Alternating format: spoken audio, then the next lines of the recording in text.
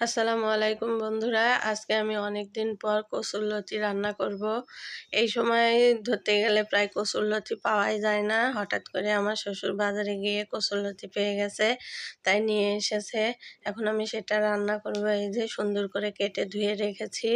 আলুগুলো কিন্তু আমি সাইজ মতো লতির সাথে করে কেটেছি। আর এখানে দেখেন পেঁয়াজ, কাঁচামরিচ আমি তেলে দিয়ে একটু নাড়াচাড়া দিয়ে নিব, বেশি ভাজবো না, যেহেতু আমি এটা তরকারি রান্না করছি।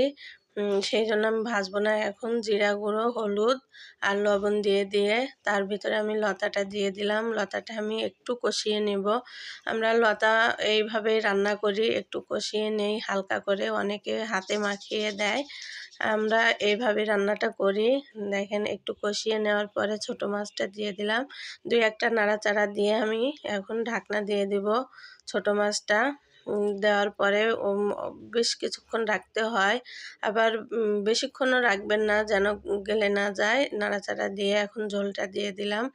ঝোল দিয়ে এখন আমি অফ ক্যামেরায় অনেকক্ষণ রান্না করব, ঝোলটা শুকাবো।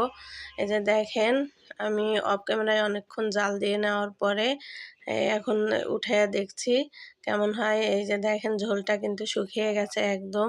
আর লতার তরকারিতে তো ঝোল থাকলে ভালো লাগে না। আমার রান্নাটি ভালো লাগলে একটা লাইক কমেন্ট করে আমার পাশে থাকবেন।